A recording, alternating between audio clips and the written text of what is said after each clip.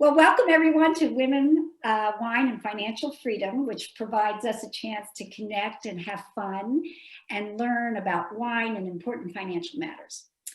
I was recently asked just the other day, well, what does wine and finance have to do with each other? And I replied that, how do you separate the joys of life from the responsibilities of life? So I said, successfully handling money enables you to enjoy life and maybe purchase some and savor some delicious wine. So I love the fact that we can connect our intellect with our enjoyment and vice versa. So I want to thank all of you for joining us tonight. We have Karen Smith with us tonight, who is she is a part owner of Money Mentor Group. And she's going to share her story of sudden loss and financial insecurity and explain from a firsthand experience why it's really, really important to plan for the unexpected. She wrote a book called I Didn't See That Coming. And basically, she has a passion for helping other women be prepared for life's journey so that they don't have to have the struggles that she did. We also have Lauren Zimmerman with us. She's our wine expert for tonight. And I have a little bio here I wanted to share. She has 15 years of experience of working in the grape growing and wine making industry around the world. She's currently the head winemaker at Port of Leonardtown Winery. And that's really a combination or a collaboration of 15 or 12 wineries. Is that correct? Yeah, it's a cooperative of 12 different vineyards that come together to bring the grapes to the I love that collaborative effort. But you also work with the Maryland Grape Growers Association, Maryland Wine Association, and Maryland Tourism. So you're a busy lady. You've been with Leonardtown Winery for 6 years. And in that 6 years, you guys have taken home some pretty prestigious awards. So we would love to hear about that tonight. One of the things I wanted to say is that it's always a pleasure for me to highlight women who are succeeding in traditionally male-dominated industries like wine and finance. But it's super exciting tonight because March is both Women's History Month and it happens to be Maryland Wine Month. So it's really neat to be able to welcome Lauren today as a woman in the wine industry, as we remember what other women have done in the past, and now we're going to look forward to see what women do moving forward. So thank you for joining us. And I was wondering, Lauren, if you would, I know you said you had a little quiz for us, if we could start with a little quiz. Yeah, absolutely. So I'm not sure how familiar everyone is with Maryland wine, but we're doing a little fun quiz today, and we're going to be giving away a complimentary tasting to Port of Leonardtown Winery. That's I have somebody, excuse me, if somebody joining, I don't want them to miss the quiz. Absolutely. Give her a second to log on. Yes, for sure. Anne-Marie, are you with us? Hi, how are you guys? Good. How are you? Welcome. Thanks. I am doing wonderful. Thank you. We're just getting ready to get started, and Lauren Zimmerman is going to give us a little quiz about Maryland wine. And one of our participants will put all the names in a little hat, and I'll draw one of the names, and that's how we'll see who wins the free wine tasting at Port of Leonardtown Winery. Okay, Lauren. Sorry to interrupt you. No, that's absolutely fine. Welcome, Anne-Marie. So the first question is for everybody, and that is, how many wineries do you think there are in Maryland? Put your answers in the chat. New York. Okay. Put your answers in the chat. It usually surprises people when I tell them the answer. Okay. We're a relatively young industry, but we're expanding quickly. In the state of Maryland? Yeah, in the entire state. Okay. Wineries only. I'm not going to write in the chat because I know the answers ahead of time. I don't want to cheat. Cheating. So take a guess. 75 from Karen. That's a good Do you have a guess, Roseanne? Okay. Anne 14, Marie says okay. 14. And Roseanne, do you have a guess? 55. Okay. All right. So we'll do all the questions first, and then we'll come back and give the answers. Okay, sounds great. So the second question is, what are some of the health benefits of drinking wine? You always hear from doctors that a glass a day will keep the doctor away. What are the health benefits for drinking wine, especially red wine in particular?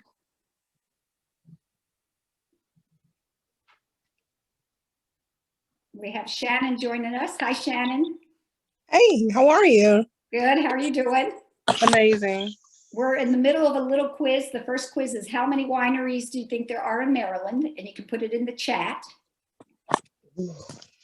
And she did give a clue that it's more than people are surprised with the number. And then we're just on the second question. Okay, awesome. Thank you. Sure. Yep, and we're giving away a complimentary tasting for Port of Leonardtown Winery to the lucky winner. We're going to do a random draw for the winner. And so you can get everything wrong and still win. So it's kind of a fun little. Yeah, I like that. Awesome. So I have my wine for this evening. I was excited to open this bottle. Yeah, there you go. Perfect. And the second question for Shannon is, what are 3 health benefits for drinking wine? Okay. 3 health We hear benefits. from your doctor that drinking red wine is beneficial for your health.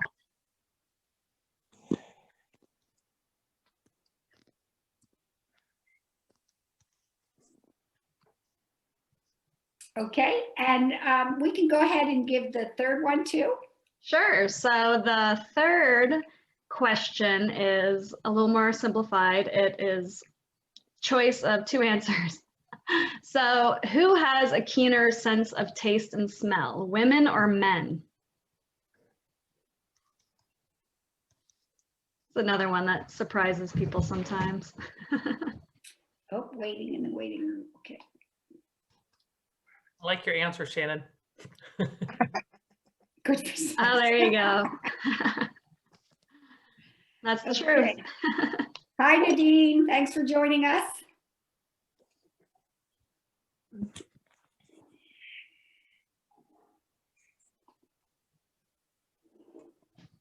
Did she make it on?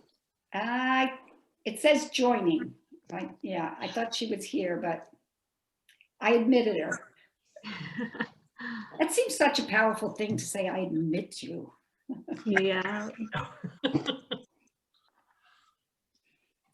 All right. Should we wait for her or should we? Let's go ahead because we want to make sure that we are cognizant of everybody's time. So, Sure, yeah. Yeah, so tell us about, first of all, how many wineries are there in Maryland? So the answer is over 100 wineries in Maryland. Oh, Oh, wow.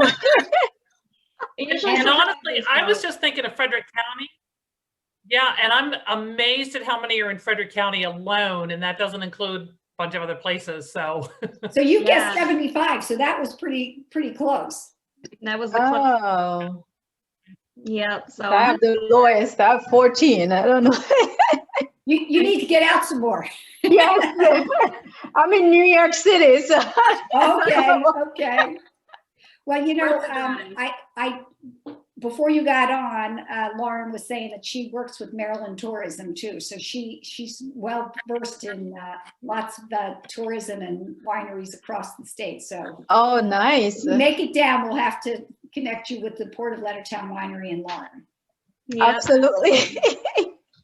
And there's actually the beer industry and the distilleries too are just exploding in Maryland. So if wine isn't your flavor, then there's lots of beer and rum and Beer. all No, I kinds don't of drink. stuff. I don't drink beer. It tastes terrible. Wine is the better. Me too. Wine is great, yeah.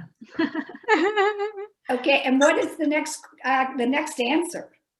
So, I mean, there are so many benefits to drinking wine. Wine. A stress reducer, good for your heart, good for just Antioxidant. antioxidants. Yeah, that's right. And just helps clarify thinking. And like Shannon mentioned, great for sex. So there's all kinds of good reasons to drink wine. So Last Sunday, we had Dr. Vivian Brown on our program and on navigating change. She is an expert on women's health and healthy aging. She just had a new book come out February 16th. And she was on our program and she was talking about the MIND diet and actually said that according to that diet, they not only allowed wine, 4 ounces of wine a day, they actually recommended it. And she did say 3 to 4 ounces of wine, not anymore. So that whole moderation piece is important to keep in mind, but it's great that, you know, we can have enjoy the benefits and the health benefits and the taste of a good wine. yeah, absolutely. We have these, when you say 1 glass, people can really take advantage of that because you can buy these glasses that fit half a bottle and yeah, I love the bigger That's the a bowl. big glass. Yes, I love the big glass myself. Easier to swirl. Yeah, absolutely. Yep. So for question number 3 was who has a more keen sense of taste and smell? And the answer is, of course, women. I feel like that is a no-brainer, and especially during pregnancy, your sense of taste and smell is heightened. So when I was pregnant and of course making wine, it was, I think I did some of my best blending during that time because I had superpowers of sensing taste and smell. So yep, although the wine industry is definitely dominated by males and especially the winemaking portion, females definitely have an advantage there. That's great. That's good to know. Well, so tell us a little bit about the Port of Leonardtown Winery. How many different grapes do you grow? What kind of bottling do you do? Yeah, so the Port of Leonardtown Winery is located in southern Maryland. So we're in St. Mary's County.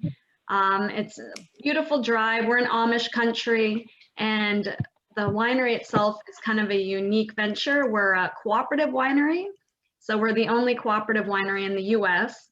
We're owned and operated by grape growers. So there's about 12 different vineyards right now in southern Maryland that all come together and they run and operate the winery. So all the vineyards will bring their grapes and it's all bottled under the Port of Leonardtown label. So it's kind of a cool venture for sure, something unique. And it keeps my job interesting because having so many vineyards, it's a lot more variety.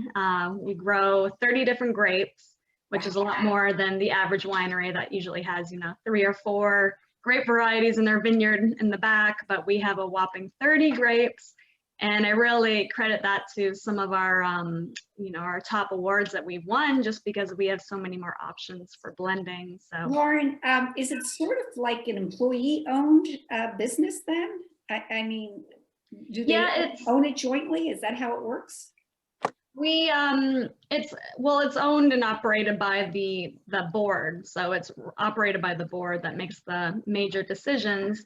But a lot of the funding behind startup of the winery was through the local county and different ag grants and that kind of thing that was able to make it happen. But yeah, it's a cool place, and we're open for tastings and that kind of thing. And even through COVID now, we've opened up our patio, so we're doing live music, and it's a beautiful spot just to come out and relax, and everything's spaced out, and you can bring a picnic or bring your furry friends too. And I wish I was close by. I would surely come by. have to make the drive. It's worth it. Southern Maryland, there's a lot going on there. There's a lot of history and a lot of museums and all kinds of great stuff. Great restaurants, so much on the water, like seafood restaurants. Great spot to be. So before we move on, I don't want to forget this. Can you pick a number between 1 and 7? Me? Yeah, pick a number between 1 and 7. 5. Let's see, 1, 2, 3, 4, Hi. Shannon Young, you are, you received the free wine tasting. Oh, Now, are you close? Are you in near Port of Leonardtown? I'm not that close and not that far. I'm at by the National Harbor. Oh, okay. So you could make a little drive out there with a friend. No, Yeah. I would look forward to it. I'm actually a brand ambassador, so I love trying wine. I do. Well, we just started working back, so I'm excited. Well, that's great. So, Lauren, can you send that to me, and I will email that to Lauren, Shannon. to Shannon. Yeah, absolutely. Okay, perfect. We'll get that to you, Shannon. I'm excited. Great. So, Lauren, I was wondering if you could talk about some of the awards that you have received recently. Yeah, so we just had the Governor's Cup competition in Maryland, and we were ecstatic to win the Best in Show for our Macintosh run. The Best in Show trophy is given to one wine. There's only there's 160 wines submitted, and that one took home the Best in Show. So we're really proud of that particular wine. Yay for Lauren! Wow. Congratulations. In my glass right now, I'm drinking our newest wine, which is Sauvignon Blanc. I'm not sure if you're familiar with it, but it's a super dry, not a lot of sweetness, aromatic white wine. It's grown a lot in New Zealand, and it's just like super herbaceous, and it has like citrus characters and passion fruit, and it's got like a nice zippiness with the citrus that it makes it perfect. Wow. Pairing up with like fish dishes and that kind of thing. So I just love the aromatics of this wine. It's just a beautiful, beautiful wine. And we also, if you're more of a sweet style drinker, then we have. That's me. I love the sweet. Yeah, so this one is our summertime wine. So it's called Vitilicado, and it's kind of catered towards the Moscato drinkers. So something a little more sweet and a little bit a little bubbly to it, so it's nice and refreshing. And we call it summer in a glass because as soon as you take a sip, it's just like peach and tangerine and all that good flavor. So it's great to cool off in the summertime. That is so great. Well, I know I'm going to be taking a little trip. Well, and I didn't mention, but our Sauvignon Blanc won Best White in Maryland. So it's a double gold medal winner. So that one we're very proud of. This is the first year we're releasing it. We just bottled it, so we're going to be releasing in May, along with the Vitilicado, which I just showed you, the sweet one, and our new rosé. So that's all coming out in May. So, and I wanted to ask you one last question. If you could talk a little bit about share your in the chat, if you'll put your website and your phone number. And one last question for you. You do have a wine club. Could you talk about that? Yeah, absolutely. So our wine club members are pretty spoiled. They get 15% off all their wine purchases. And the beautiful thing about our club is there's no fee to join. So you just get all the benefits. Which is really different from a lot of clubs. Yeah, exactly. And you can cancel anytime, and that's no obligation there. And you receive, it equates to 1 bottle a month. We do quarterly shipments of 3 bottles, so you get 12 bottles throughout the entire year. Each shipment is typically people will come and pick them up at the winery, so you don't have to pay for shipping. But it's always under $65 for the 3 wines, so we won't surprise you with like a big charge on your credit card. And it's a lot of the wines too are solely for our club members. So we sell out pretty quickly at Port of Leonardtown. So some of the wines don't even make it to the public. It's just for club members only. And we do fun events that are catered towards our club members too. And yeah, so there's more. One last question. Would you be interested in doing a wine tasting for Prime Time for Women? What do you mean? A wine? Sure, Would you do yeah. a Zoom wine tasting with us if we bought our wine and yeah, absolutely. talk about that? That would be great. I'm going to have to chat with you some more about that after the program. But, Sure. you know, Lauren, I'm so glad that you were here to talk about your wines. I want to say congratulations to you and to the Port of Leonardtown Winery for your success in this year's the Governor's Maryland Cup, or Maryland's Governor Cup, right? Yep, you got it. And wish you the very best in the future. If you want to stay on, we have time for questions after Karen talks to us about her book, I Didn't See That Coming. So Karen Smith, co-owner of Money Mentor Group, is going to really talk with us about her story of sudden financial insecurity and tragic loss, and why that matters that we are planned and prepared for that. So Karen, thank you so much for joining us.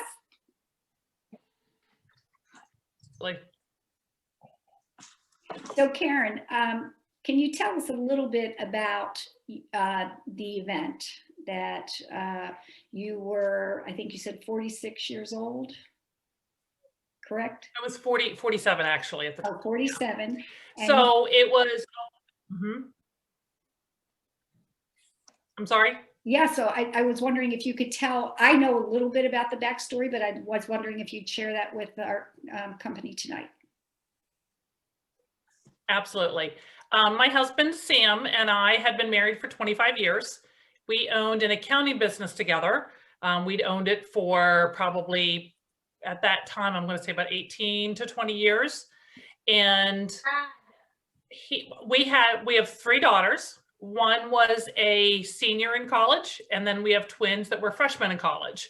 So it was a time, this was 2010, it was a time that we were on a personal level in a transition, empty nesters. But we were really looking forward to it. I mean, we loved our girls, but we also embraced every change, you know, because that change happens. And so we were looking forward to getting through tax season. You know, we, as an accountant, up through April 15th was a super, super busy time for us, as you can imagine. So we were looking forward to tax season being over and being able to kind of sit down, regroup, see what's going on. My dad had died unexpectedly just 6 months prior in the fall. Sam and I were actually on a anniversary trip when we found out about my dad. So we obviously came right home, and his death was very unexpected. He was 72 at the time. He'd had heart problems in the past, but nothing to indicate that he was going to take a nap one day and not wake up from it. So, you know, we were still dealing with that, and tax season was going to be over, and we were going to regroup and kind of see what we're doing next. And so April 12th, 3 days before a tax deadline, it was a Monday morning. We had actually spent a really good weekend together. Normally he works a lot, and over the weekend that close to a deadline, but he had come home, we had spent some time together, and that morning he was, you know, we had just a few things to finish up for the deadline. So I went into the office Monday morning on the 12th. He was to follow a little bit later because he had worked late the night before and was sleeping in. And he didn't show, and he didn't show, and he didn't show, which in some ways for him wasn't too unusual because he was a talker, and he would go to the local diner, or he would meet somebody on the street that he knew, or a church member, or whatever. It was Middletown's a very small community, and he would get talking to them and would lose track of time. So it wasn't unusual, but that close to a tax deadline, it became concerning. So I actually was just getting ready to go look for him because we lived at the time on the top of a mountain. So it was about a 20-minute drive in down a windy road. So I'm like, let me go look. And about that time, 2 police officers came in to tell me that he had had a massive heart attack, from what they could tell, on his way into work that morning. So as you can imagine, no warning. He was 49. He had literally just celebrated his 49th birthday. No warning, nothing. Like, I was totally caught off guard, totally shocked, nothing that we were expecting. We had to get through the next couple of days because, you know, one thing I told my employees, the clients will understand, the IRS will not. We have to make sure everything gets filed, extended, whatever needed to happen. And we did.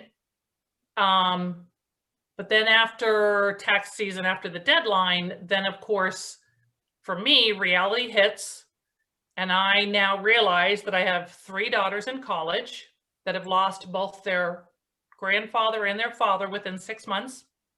So I had a business. yeah, I was going to ask you Go at ahead. that point, what were the 3 words you would have described yourself?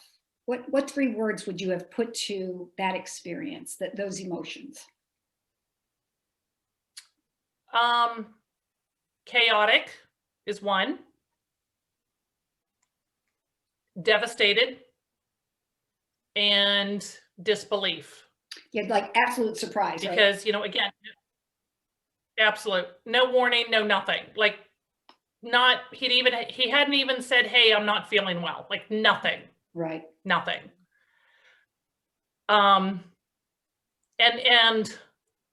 some of the things that I've said, I'm actually in the process of writing another book, which is more about my daughter and I's kind of perspective of after, like it originally started as the year after Sam's death and it's kind of grown from there. But, you know, I use the phrase muddling through because when something like that happens that is so unexpected and it just, you put one foot in front of the other the best you can and hope to God that your steps don't falter too badly. Because, you know, I lost my partner, business partner, best friend, and my husband. And I depended on him for everything. Yeah.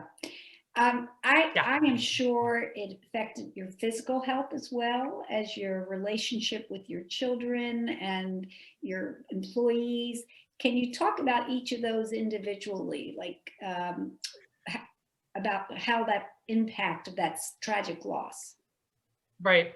So from a health standpoint, I lost some weight because I'm not a great eater to begin with. I actually wished that my not great eating would help me lose weight on a normal basis, but I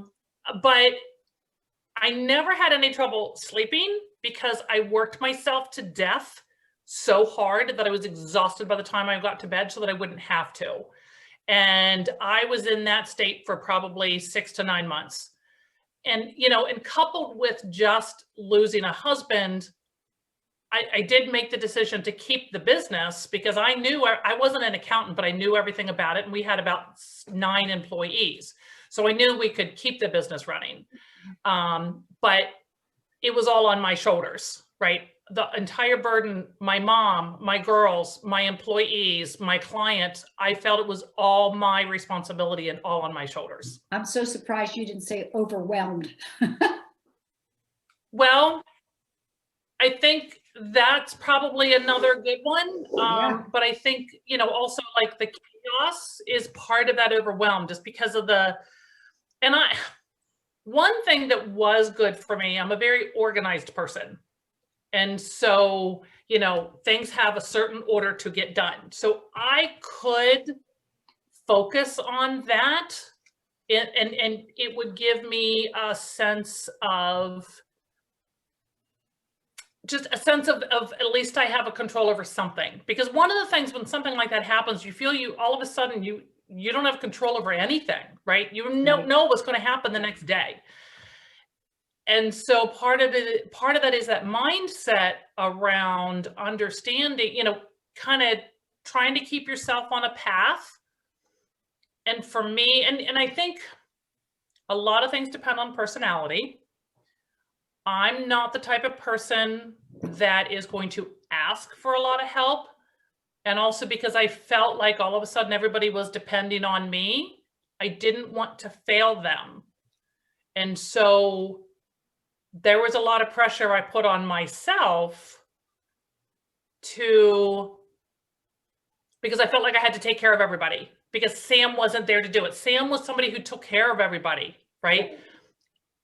And he wasn't there to do it anymore. So I think in that sense, I felt like yeah, I think that's interesting because one of the questions, my next question was, how important was it to have support during this time and who supported you? Because, you know, we founded Prime Time for Women based on the science that says positive social interactions and connections have a greater impact on overall health than diet and exercise combined. So I know you got through this, so I just assumed you had all kinds of support. No, and interestingly enough, while Sam was alive, I was somebody who liked to be in the background. And I talk a little bit about that in my book, which we'll talk about in a bit, but I liked to be in the background. Like, him and I made decisions together, but he was always the one that implemented everything. When we went to meetings, he walked into the room first. I let him walk up to whoever he wanted to talk to. And once the conversation started, I was okay, but I was not one to take the lead. And I let him do it because that was my comfort zone. And so we also, again, my kids were just entering college. We had been very involved in high school and sports and activities and band and everything. So while we had some friends, it was Sam and I. Like, we spent all of our time together, and my girls and I were very close. So we did have some close friends, but I have one friend in particular who called me every day just to say, checking on you, how are you doing? And I honestly don't know what I would have done without her. My mom and my girls, they were going through their own thing, right? Especially my mom losing her husband and financially not being prepared. Karen? So the relationship, yes. Yeah, I was just going to check in with our participants to see if they have any questions or comments on this. I don't want to miss the chance for them to talk to you. Because oh, absolutely. Yeah. So if you have a question for Karen, just wave your hand and unmute yourself. I don't want to miss a chance to give you a chance to be seen and heard. I just wanted to say that, like, you're remarkable for going through such a journey, and thank you for sharing your story. Thank you for saying that, and I appreciate that. Yes, thank you for sharing your story. I know at the beginning I was having some audio problem, so I don't know what was before calling in. I had to call in, but thank you very much for sharing your story with us.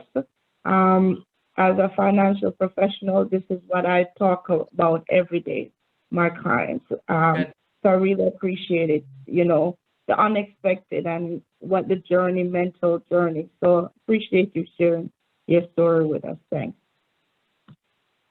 Thank you.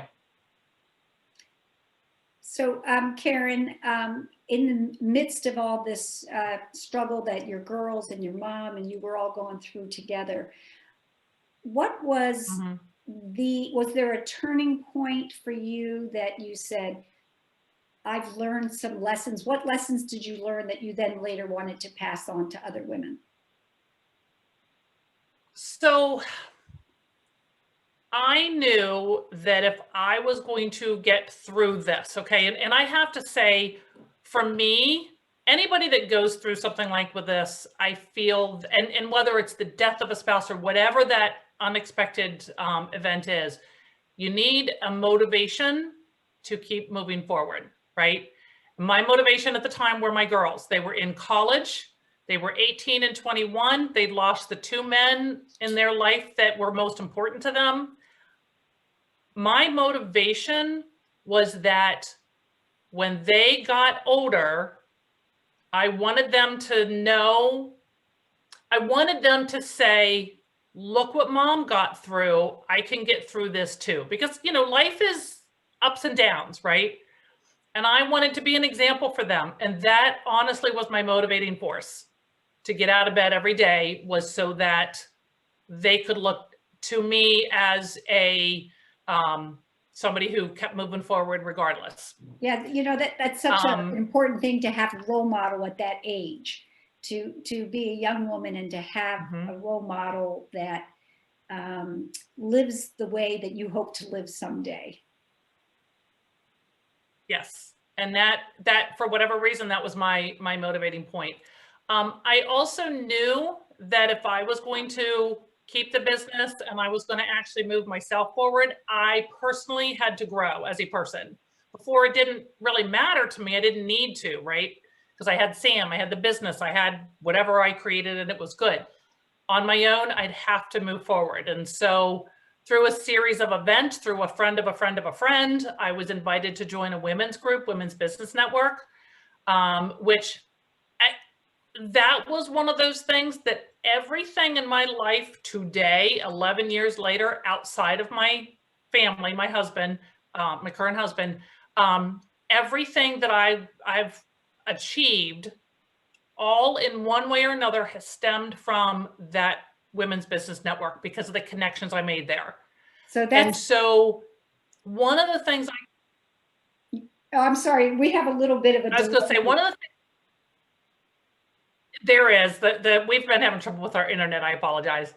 But one of the most important things I'm going to say is find yourself, your tribe, whatever that means to you. And it could be a couple of different groups of people, right? I have some friends right now that are going through some pretty tragic events, and they all have friends, and I'm a part of those groups, and it's 2 or 3 different groups. And we support each other. I didn't necessarily have that as a group. I had individuals that helped.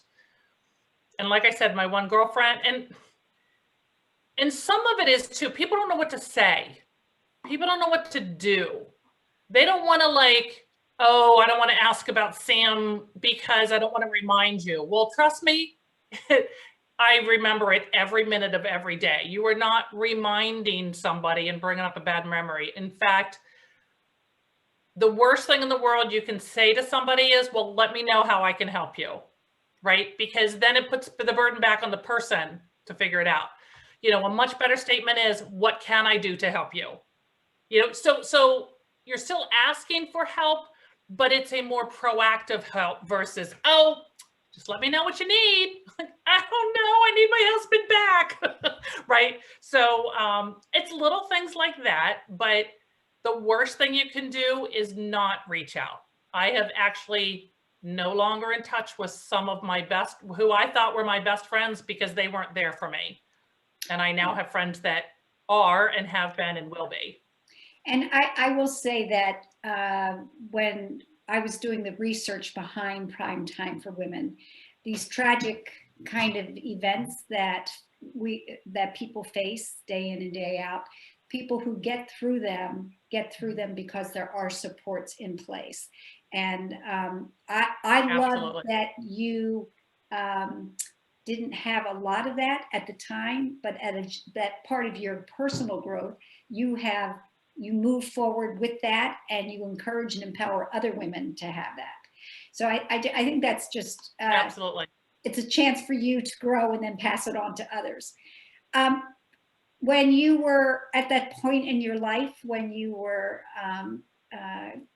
you know, coming to grips with all this, and you made those connections in that women's business group, was that when you decided that you would write a book and help other people navigate things that they couldn't expect?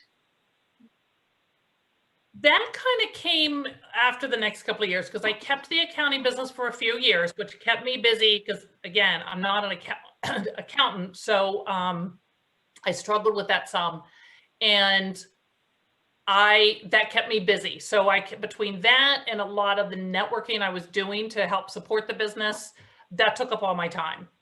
So it wasn't until I sold the business, and I continued to work for the business, but part-time. And it wasn't until then that I kept thinking, how can I help people?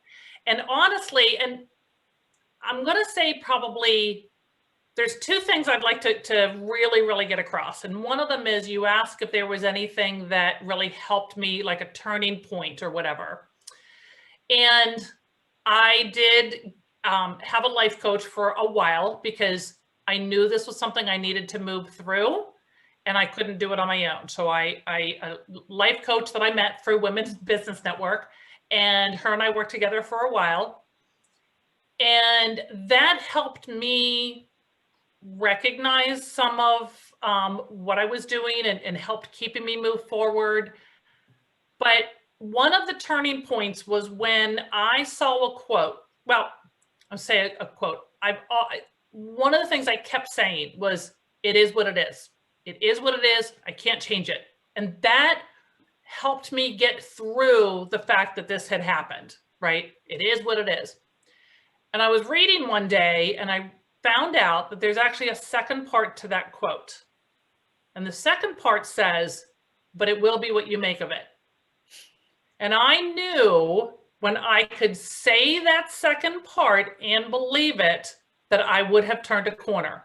And it took a while because I was still in that original. I'm going to ask I'm sorry? I'm going to ask you to say the whole quote again, all together. That's powerful. I will.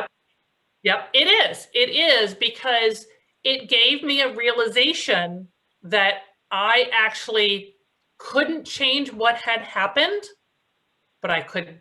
It was up to me to figure out what to do moving forward. So I actually have a thing of that on a quote in my house, and the full quote is, "It is what it is, but it will be what you make of it."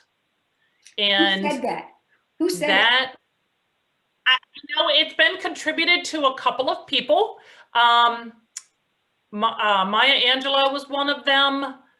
I don't remember. It's been a while since I actually looked the whole thing up, and it's been attributed to a couple of different people. But that helped me know. And I knew at the time when I read that, I'm like, I'm not there, but that's where I want to be, right?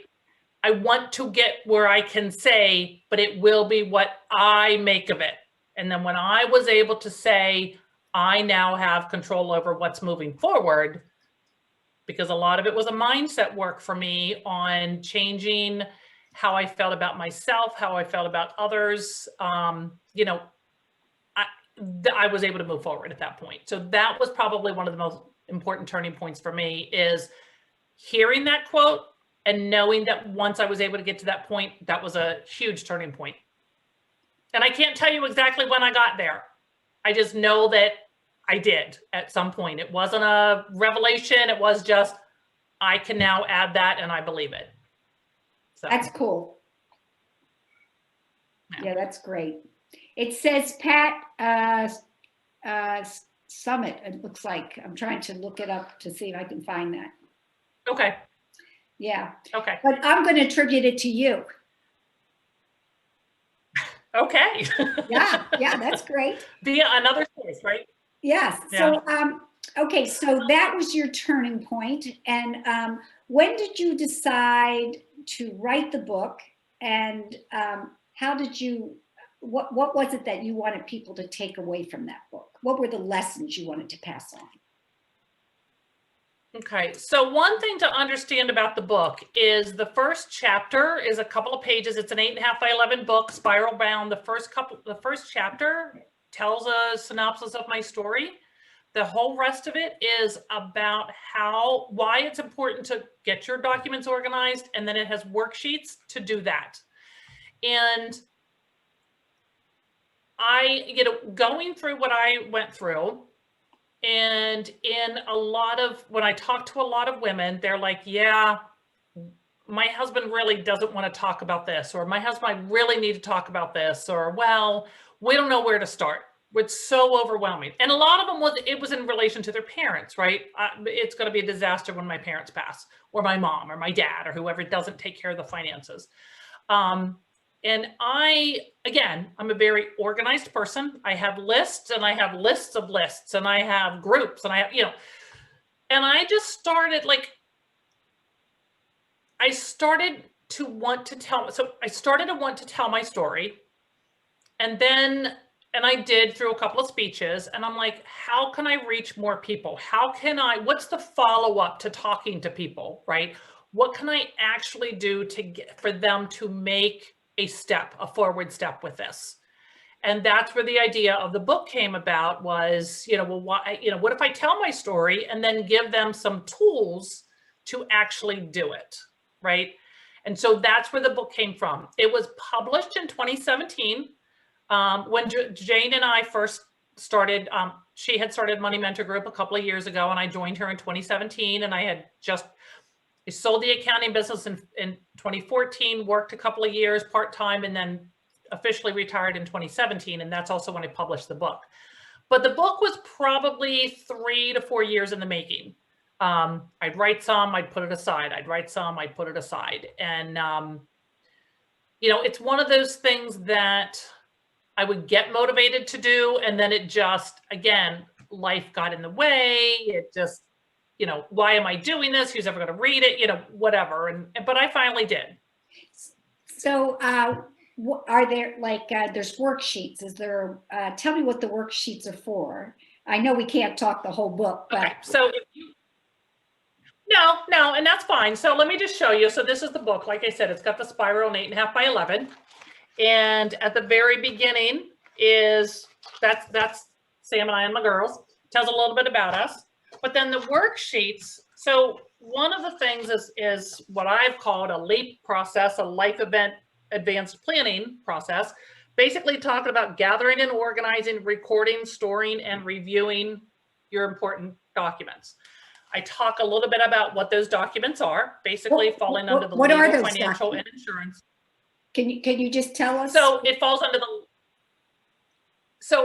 any legal, financial, and insurance documents. Okay. So wills, power of attorneys, financial would be, you know, retirement accounts, bank statements, credit cards, bills, and then insurance would be life insurance primarily and property insurance.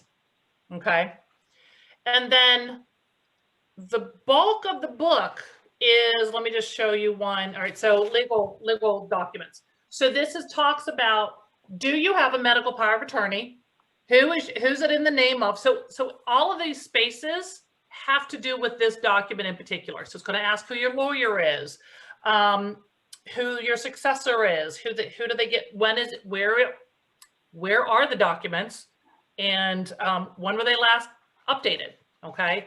So that asks for the medical power of attorney, all that kind of stuff. You get into your financial documents, and we're talking about retirement and investment accounts and bank accounts and credit cards. And the idea is that sometimes the thought of getting all your documents together and doing whatever, or having a conversation with people, it's hard, it's overwhelming, right? This is black and white, pen and paper. Let me pull this one document out, put the information on it, store that document where it goes. Let me pull another document out. And what that does is it allows you to look at the documents to see, do they still say what I want them to say? Beneficiaries, you know, if it's term life insurance, when does it end? And is that correct? You know, retirement accounts. Did I forget one at a job that I worked when I was 20 years old and totally forgot about it? And, you know, insurance, and I'm sure Nadine, you know, being in that world, what is it? At least 5% of all beneficiaries are incorrect. Is that so? And I can go back when Sam and I first started our accounting business. We had an older couple as a client that we had inherited from another accountant, and they were married. It was a second marriage for both of them. They were in their 70s. He died. And when he died, his wife found out that everything was still in his ex-wife's name. So she got nothing. At 70 years old, nothing. It happens all the time. So having the documents and reviewing them are super important, and updating them. Karen, let me ask a question. Does your document precede estate planning documents, or is it part of estate planning, or? No, my worksheets are not, they are a way to look at paperwork that you have and kind of write the information so that it's all in one place, okay? But you have to have those estate planning documents. Okay. You have to have your will and your medical power of attorney and everything else. Okay. So this is simply taking that information. So if something happens to me, so this book is filled out for me. My girls know where, my husband knows where it is, and my girls know where it is. I take care of all of the finances in my house, right? Something happens to me, nobody's going to have a clue. Where do we go? Where is everything? Who do we call? What do we do? You go to this book, and it's going to tell you who to call. It's going to tell you where the papers are. You know, it's a guideline to take away some of that chaos. It's not going to take away the grief. It's not going to take away everything you have to go through, but it will take away some of that chaos surrounding the inevitable paperwork and phone calls that you're going to have to make, because now you know who to call.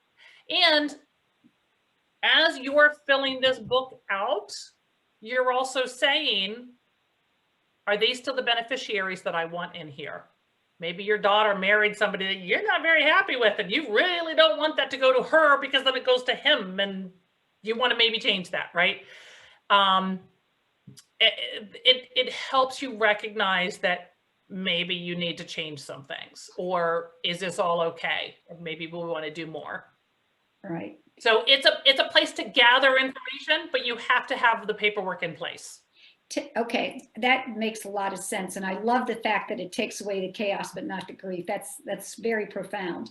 Can you tell us where the book is purchased? Yes, we have it on our website, and our website is moneymentorgroup.com, and you can then go to under resources. So, and I can type that in the chat too. I got it for you. But it's moneymentorgroup. Okay, perfect. moneymentorgroup.com/resources. And again, the other thing that I hope that my book does is it helps facilitate conversations, okay? Because you have it in one place, you can say to your partner, hey, you know what, I'm not sure if we have enough life insurance. See, that was Sam and I's problem. We were going to take care of all of this one day, right? And ironically, that's the business we were in, right? Accounting, he sold investments and life insurance. We weren't covered. We never had that conversation. I mean, we were 40s, we were in our 40s, we had plenty of time. Let's worry about that next year, right? And so my hope is that this also would facilitate conversations with partners, as well as maybe parents, right? Parents a lot of times don't want their kids to know what's going on. Okay, great, mom and dad, fill this out, put it somewhere so that we know where to get to it, so that even when things are put well together, when somebody dies or when there is an unexpected life event, it's still chaotic. It's still laden with grief. But if you can take a piece of that, and probably the most overwhelming piece of that, and make it a little bit easier, it just makes a big difference. Yeah, I'm struck by the fact that it would be a generous gift to do this for your loved ones, to fill it out for yourself. Yes. And it would be a gift to yourself to, if you have elderly parents, to go through this with them, so that it makes it more navigable for you at the time of their passing. Yeah. So I want to open this up for questions for both about the wine and your book. But I also wanted to ask you to end this part of the interview with 3 words that you would describe yourself right now. Right now, I would describe myself as confident, happy, and relaxed. Yay. Which is kind of a funny combination, but a lot of it has to do with the fact that I'm living the life that I want to live now. And because I've made decisions along the way and recognized what it is I want moving forward. And I love it. And there's a little part of me that in the back of my mind that says life is short, why wait? And so there is that motivation for me a lot of times to push, to do things, get things done, go places, travel, because, you know, you never know if tomorrow's going to happen. But I don't want to live as if today's my last day in the sense of fearful, but I do want to acknowledge that, you know, you really don't know what the future holds. So get your shit together so that your loved ones don't have to deal with it, and enjoy life as much as you can. It's sort of an oxymoron, I guess, that in order to live life to the fullest, you have to plan for life's eventual end. And Absolutely. I think that is wise, and I appreciate you sharing that. And I don't know if you're seeing some of the comments in the chat. People are saying your book is a great and very practical idea. People have been moved, very powerful. So, you know, what you're doing, not only sharing this book when you talk to big groups, but talking with us at Prime Time for Women, hopefully this story reaches out, gives people not only a chance to start those conversations, but even among friends. Have you done this with your parents? Have you done it with your spouse or with your partner? I think sometimes when you demystify something and you make it something that you do with a group, it becomes collaborative. And that's what I love so much about Lauren's comment with the wineries all coming together to create 30 different kinds of grapes instead of most wineries that grow 3 or 4. So, you know, you're an inspiration, and I so appreciate it. I wanted to check with our participants tonight. If you want to ask very personal questions, I can turn off the recording so that you're free to talk with Karen, or if there are questions in general that would be supportive and helpful to other people viewing this video, I could leave the recording on.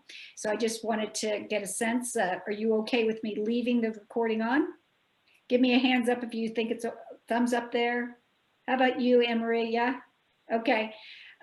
Karen Fickus, I can't see you. And if Lauren Zimmerman can join us back in, I don't know if she can hear us, but if you have questions for Karen about her book and about her powerful message, or for Lauren about the wines at Port of Leonardtown Winery, we can do that now. So, and I'm also going to say, I don't mind if somebody wants to email me and with questions or whatever either. So. Okay, I'll put your email address in the chat. Absolutely. Okay. So, I know you spoke of your journey and the transition with your husband passing and your dad passing. I'm sorry for your loss. But throughout your whole story of you sharing, I know it's definitely 2 different directions and 2 different journeys, but it immediately took me back to when I went through my divorce, and it was like, gosh, I never even thought like I went through those things too, of having a support group and having people that just checked on me, and having, though I did not have that particular checklist, which I'm going to have to get that book for my new journey, to, you know, make sure my daughter's good, because I do have a daughter as well that's in college. It just seemed like it just made me have a lot of thoughts of like, though we went through 2 different journeys, but it felt like we were on the same road in its own way. And I could definitely feel like all of the emotions, and like making, granted they're 2 different journeys, but like an emotional connection to you with like, oh, I know how that feels. And oh yeah, that is, it's like an out of body experience. Mm-hmm. And I think the one is death, one is divorce, but they're both a loss, right? It's both a loss, and it's, in many instances, you know, whether you had any control over that loss or it was your decision, really doesn't matter. But it's still a loss. It's a change, and it's a whole new life that you have to figure out, right? And so in that sense, that journey is the same, you know, and you know, I lost my husband very suddenly. Same thing with my dad. I have some friends whose spouse has been, you know, lost to cancer, which was a long, drawn out one. I've had a couple of friends who have gone through a divorce, and a very nasty one at that. And I try to be there for my friends because I know what it's like to not have that support. And but it's the journey that we're all on, right? And if we can't support each other, then we're not going to get, that support of each other is what's so important. One of the statements that you made that stung me in my heart was you said the quote that you said, "It is what it is." Like I say that all the time. I had no clue that it was a second part until you said it. Right. And part of that goes back into, and along the way, by the way, if you can tell by the way I talk, I also I'm a certified life coach. Okay. And part of that is, it is what it is. It's a comment that gives the power to other people, right? Or to circumstances. It will be what you make of it. You take that power back. So it took me a long time to learn and understand that, but I think it's very powerful. I love the second part because though I never knew what it was, I took that power back. And I had no clue until tonight that I took that power back. Like I rewrote the narrative of my life and my journey and my process and what it looks like, what it sounds like, and what it feels like. And you no longer had control. It was my journey. It's my process. And I'm so happy that I bumped into this site and that I listened to your story. And we're happy too, Shannon. Thank you so much. Yes, you're welcome.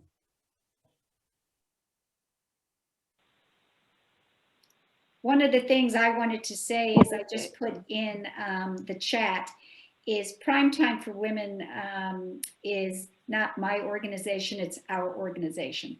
So I invite women who come to any of our events. You only have to show up to one event to feel like this is your home too.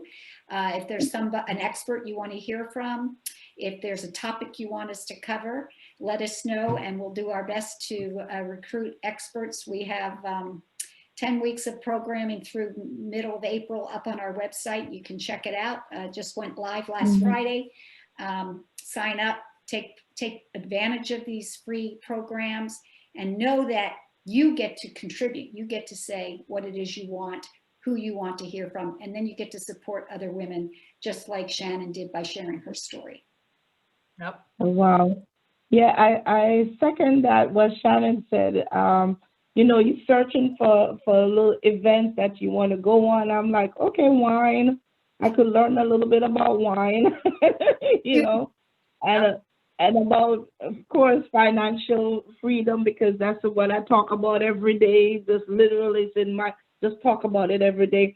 But I wanted to just hear, it's good for you to add value and to just hear other stories. Sure. Because when you're sharing and you learn from so much people from their walk of life.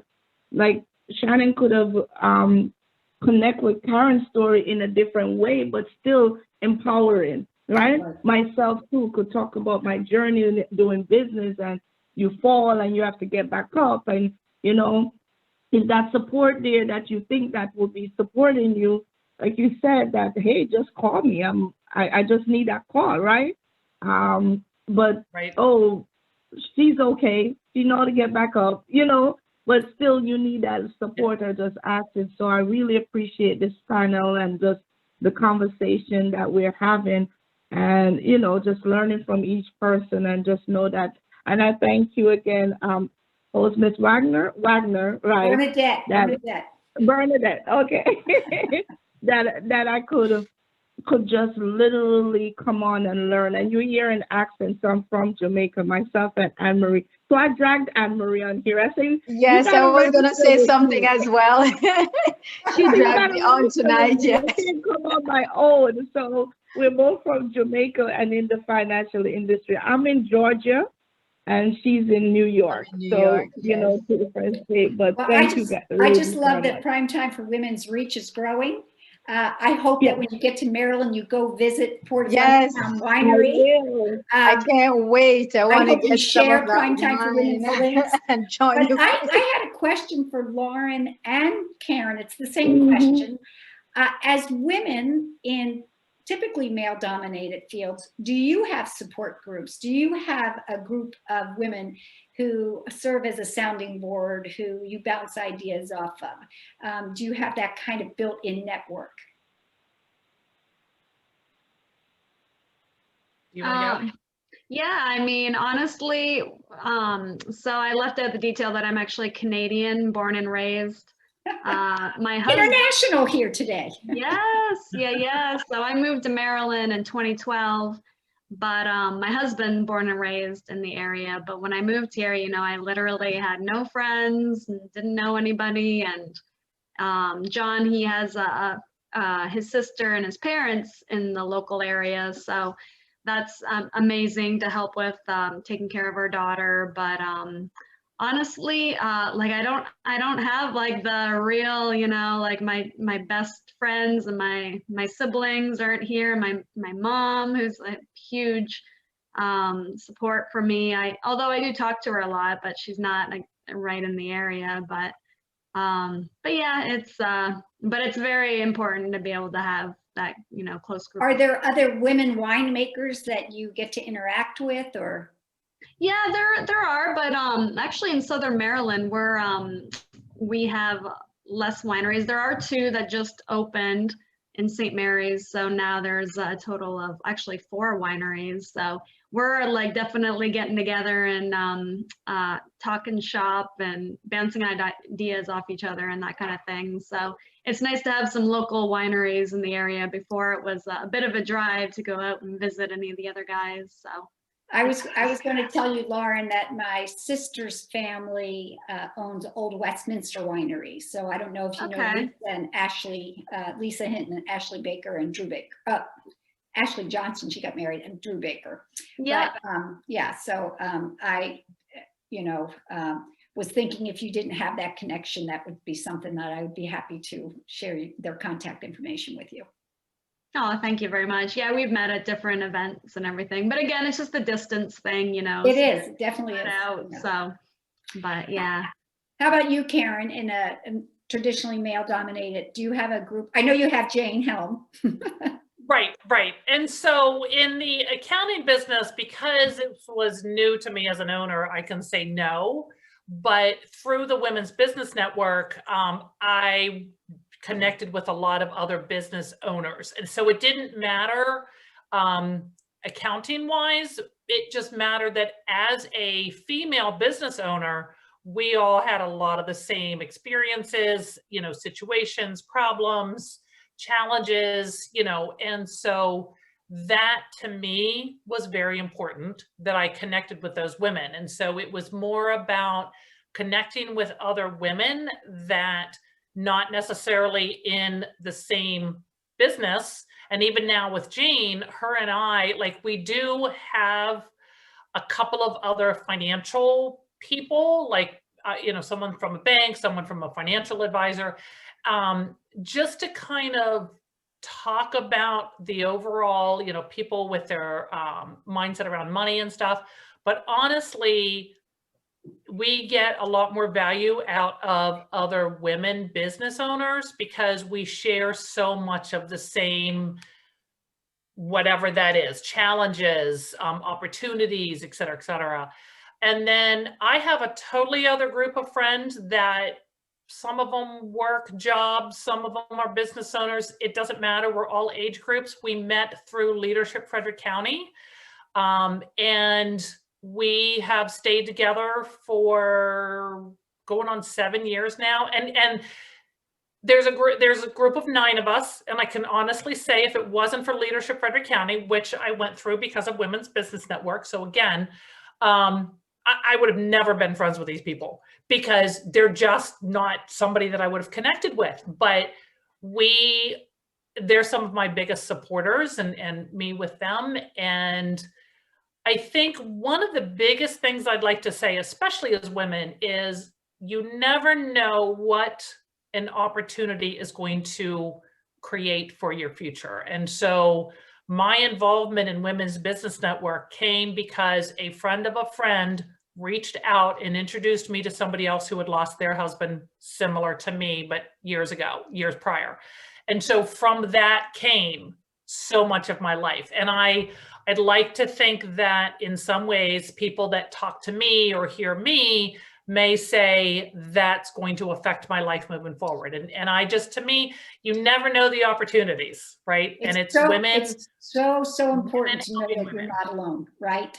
That we're not alone. Yeah. We Yeah. have the power to be connected, and that's up to us. So yeah, I don't know if there are any other questions to both Karen and Lauren, but I wanted to ask each of the ladies who are attending, do you have a favorite wine that you like to drink?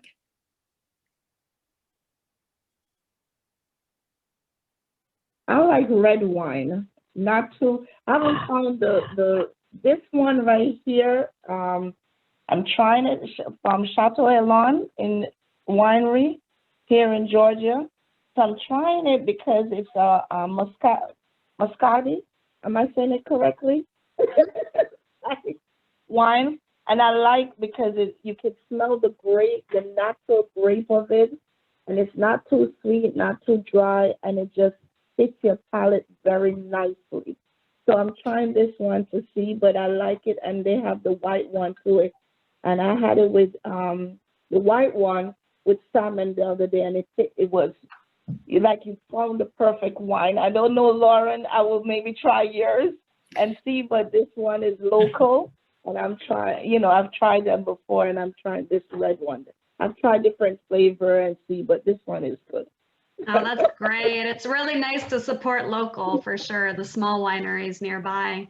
And we at Port Leonardtown, we have definitely something similar to that. So we're pretty proud that we have something for everybody. So that's kind of the full spectrum of dry, meaning no sugar at all the way up to nice and sweet and fruity, and yeah, and in between too. And very natural. It's just like in between. So I'm gonna go on your website and order too and see, just to try. Yeah. Do some comparisons. Right. Shannon or Karen Smith, Karen Smith, do you have a favorite wine that you like to drink?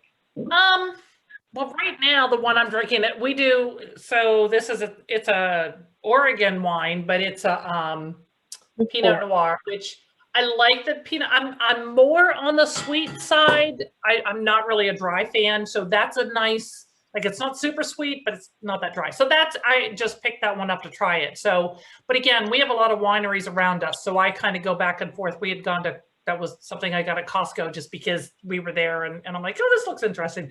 But we do try to, we have a number of wineries and distilleries just right here in Frederick County. And so we try to support as many as we can by going as much as we can, or we used to anyway. That's great. So yeah, but I'm looking forward when I come visit my girlfriend down in Calvert County, we'll head over to Leonardtown and see what sounds great. Yeah. Entrench it. What is that? Entrench it. Okay. And where's that made? Oh, where is Entrench it? That's a good question. This is in Washington State. Okay. This the dancing the lady with the dancing red dress. So the one with the red with her hair is blue is one with just a red dress, and there's one with the blue hair and the red dress. So this is the red blend. I do like more dry. Earlier that I was an ambassador. It actually started as a hobby and then turned into a job. I don't know how that happens, but it did. So it's a really nice one. It is dry. It does have dry notes. I tend to dance with dry notes more. And I like white, but I like the Semillon Blanc. So I'm looking forward to drinking that one later. I do like sweet, but I dance to dry faster. I actually had somebody tell me that this wasn't right, but I like to drink white wines. I typically trend towards Chardonnay. I was drinking red wine. I had a very expensive bottle of red wine a number of years ago, and I developed terrible vertigo. And somebody told me it was the tannins in the red wine. So now I'm sort of scared to, so somebody told me if I drank cheaper red wines, I wouldn't get as many tannins. And then So I don't know if that's true or not, but I hardly ever buy really expensive wine. My husband and I were at an anniversary getaway, and I woke up, I had vertigo for like 10 days afterwards. It was horrific. So I'm gun shy on the red wines. So Total Wine has this little thing that you put in your wine, and I'm going to mute myself and cut my camera off so I can show it to you. So you're supposed to put it in your wine, the quote red wine, and it's supposed to help get some of the toxin out. So that's why you get the vertigo and the dizziness. So Okay. Let me know. Have you ever heard of that, Lauren? To be honest, I think most people, like there are sensitivity to the like antihistamines in wine. A lot of people, my friend Kathy, she's Asian, which is, it tends to hit Asians more for whatever reason, but her face will go very flush if she just even has a couple sips of red wines. So it's kind of an antihistamine thing. But the other thing people forget about is there's a lot of alcohol in wine too, so that's the main factor, I think, when people say wine, wine hangovers or a wine headache. But if one glass of a big Bordeaux, Cabernet Sauvignon from California can have upwards of 14-15% alcohol, and that's equivalent to 3 or 4 beer. Wine. Right. So it's a lot of alcohol, and you really have to hydrate, otherwise you will feel kind of crummy the next day. Okay. Well, I'm so glad that you guys joined us today. You have that thing? Let's see it.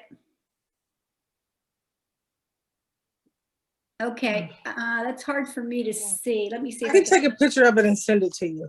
Okay, yeah. But I got it from Total Wine. And yeah, I've heard of that too. And the other thing is sulfites too, which are a preservative that is used in winemaking. You'll find a lot higher sulfite levels in wines that are, shipped from Australia, because they have that long distance travel, versus like local wines.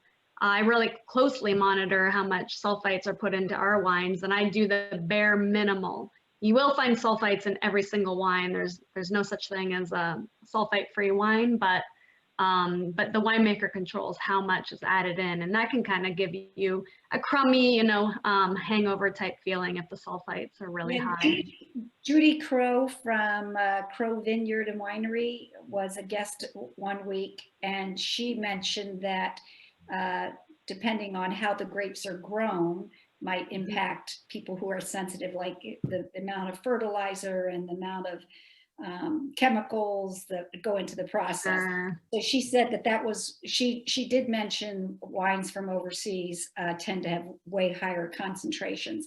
And so that actually got me thinking that might have been, so I'm now on planning to try some local red wines. So when we went to Italy, my the people that we did the whole tour with, they said that America makes them put so much, like she said, so much extra sulfites in it, to like it's a law that they have to have so much in it to ship it over here. But if you went to Italy and drank the wine there, it's only at its natural stage. Okay. So it's always going to be some there, but it's going to be the natural stage and not the added more into it. Yeah. Right. Yeah. All right. Well, here we are learning all kinds of good stuff. So ladies, if there aren't any other questions, I'm going to say good night. I want to thank our guests, Lauren Zimmerman and Karen Smith. Thank you for sharing your expertise and your knowledge and giving us the chance to gather and connect. Invite all of you to send me your thoughts and ideas, your feedback on tonight's program, and let us know how we can reach out and support you and one another. So thanks, everybody. Okay. Thanks.